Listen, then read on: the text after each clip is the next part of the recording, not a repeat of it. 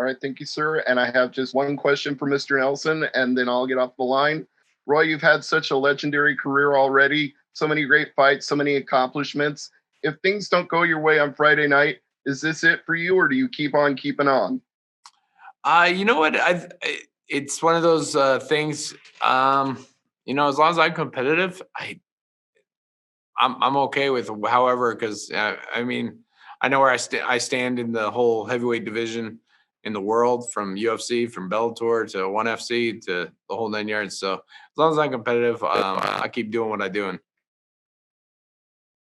All right, thank you.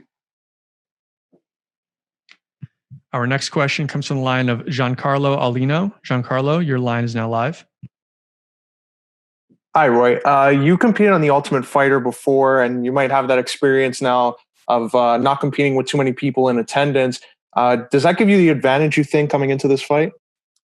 I think it gives the advantage is definitely changes your fight style, because you're not going out there and making sure you're pleasing the fans.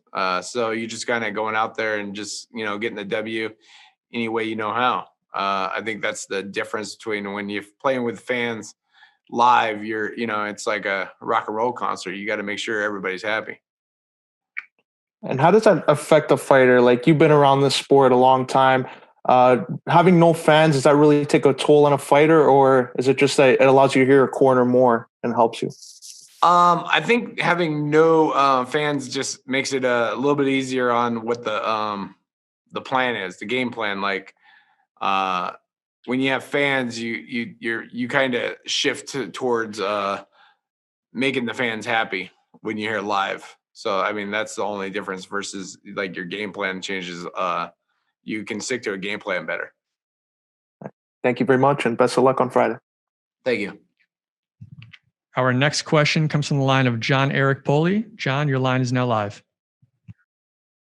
Hi, Roy. I wanted to back up. To 2 weeks ago, we saw Tim Johnson get a big win over Matt Mitrione, and you were celebrating on Instagram. You were very happy for your teammate there. Can you just put it into words, though, just how proud you were of him?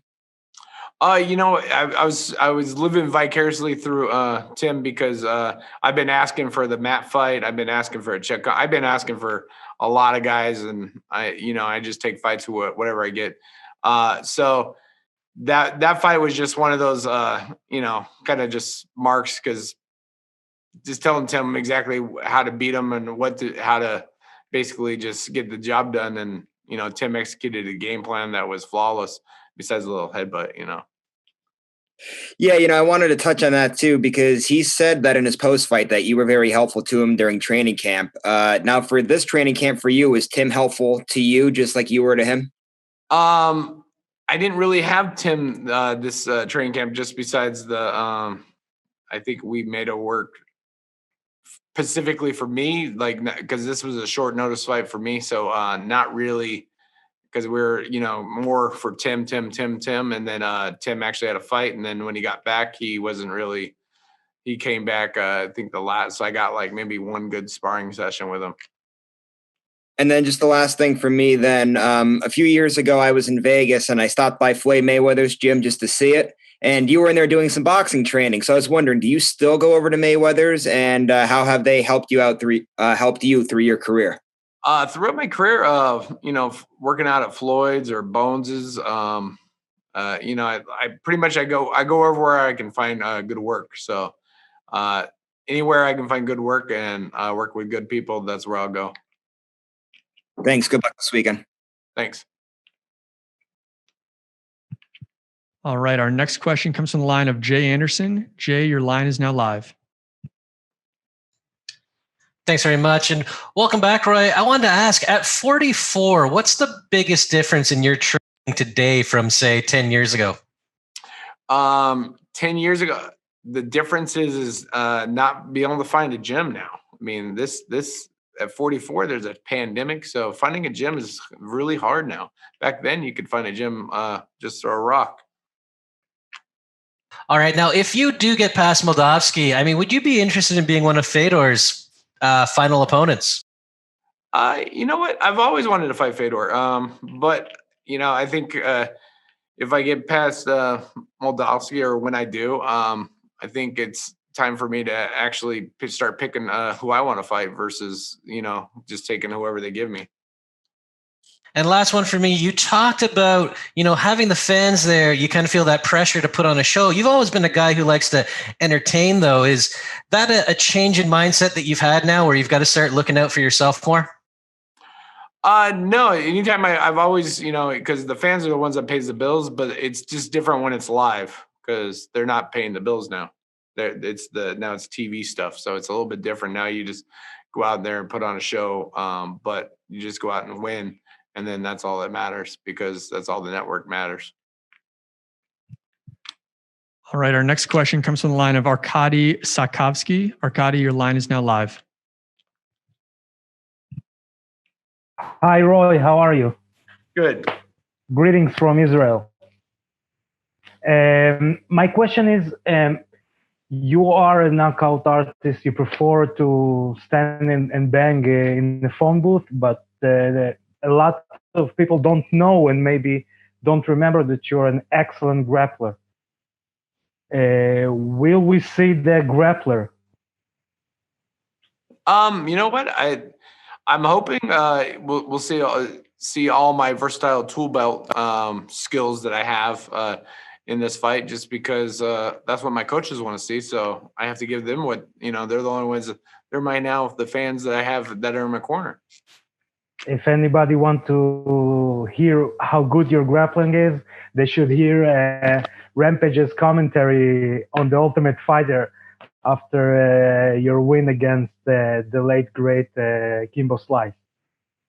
Of course. Good luck to you, Roy. Wish you well and hope that you win, and maybe we'll see you fight for the title. I appreciate it. Thank you. Our next question comes from the line of Dimitri Kagan. Dimitri, your line is now live. Hey, Roy, you spoke about picking your opponents. With Valentin being a up-and-comer, he's got an impressive record. Do you feel like he was not worthy of fighting you, or would you have just rather fought somebody else? And how do you feel about fighting him? Have you studied him? No, fighting, Valentin, I'm always gracious of, be able to fight, whoever, and especially up and comers, the whole 9 yards. It's just throughout my whole career, I've never actually picked a fighter, pick a fight where, but there's fights that are on my radar that I actually wanted, that it just never came to fruition just because, whatever politics are or not politics or how the game is played, but it's just there's just fights that I want, and there's people I just want to beat up, and that's what it is. We're in the fight game. I fully understand. You've been around the block. I mean, you deserved it. If you had your number one pick, who would be your number one pick or your top three? Fedor's just one of those legacy ones, but then a Matt Mitrione is I just want to beat him up and just make some money. That's just a Who's the third one? You can't pick two. It's either one or three. One or three. I gave you two, and then Jack Kong would be another because awesome. Check's right now right there on the he just fought for the belt last, so and then I'd like to give him the chance to knock me out now. Our next question comes from the line of Sergio Pinheiro. Sergio, your line is now live.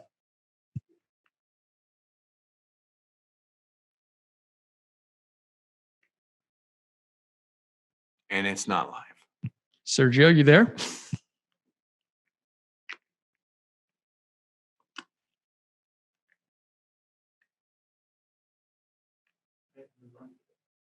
All right, we're going to move on to Kevin Shajin. Kevin, your line is now live.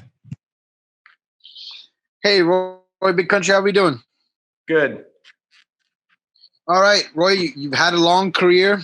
Given the length and success of your career so far, what goal are you most proud of, and what else do you want to accomplish in your career before you retire? I'm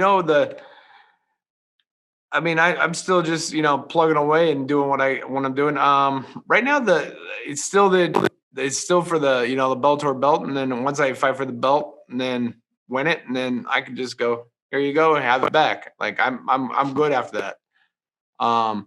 It's just as long as I'm competitive, that's kind of how I see this fight game, because I just do what I love. All right, last question from me is: listen, Valentin's an up and comer. It's been mentioned, but how much forward do you look to be playing spoiler party for this fight? I love playing the spoiler party because I like to say, F you to everybody. All right. Well, thank you, Roy. Good luck. I hope to see a good old-fashioned big country knockout. All right. I appreciate it. Thank you. All right. Our next question comes from the line of Alex Behunin. Alex, your line is now live. Hi, Roy. Last weekend, the conversation was all about Stipe and DC, and that they are the best two heavyweights of all time. I think people forget that you fought both of them back to back. Do you have somebody on the top of your head who's the best heavyweight of all time? Best heavyweight of all time depends on what I guess. I think it's styles and matchups, because in the heavyweight division, it's literally it takes only one punch. I mean, you had Francis fight was it Jocko last week with Junior? Francis fought is that his name? Was it that? You guys are no help over there because you guys don't watch the UFC. You don't watch MMA? Never seen it. But no, just heavyweight division, just one punch can definitely change. So heavyweight can literally just change. I mean, you have somebody that probably Stefan Struve would probably beat Stipe again, just because of just the reach and it's just a style matchup. I mean, no one ever would go, well, who knocked out Stipe and be like, oh, it was Stefan Struve. You know what I mean? So in the heavyweight division, it's a big change of how the game's played, especially unless they're more athletic and then all they're doing is just playing tag and they're not really fighting. All right. Our next question is going to come from the line of Jay Anderson. Jay, your line is now live. Oh, hey, thanks. Just a follow-up, Roy. I know you talked about, when I asked what's the difference between 44 and 34, the lack of gym availability. How difficult has the quarantine been on you in terms of getting the training you need? I know this is short notice, but you've got those extra restrictions. Oh yeah, no, it's hard to grapple with a mask on and a plastic bag, all that. It's just this whole pandemic thing is definitely I just wish it wasn't a political year, and then maybe we wouldn't be talking about this. Fair enough. Thanks.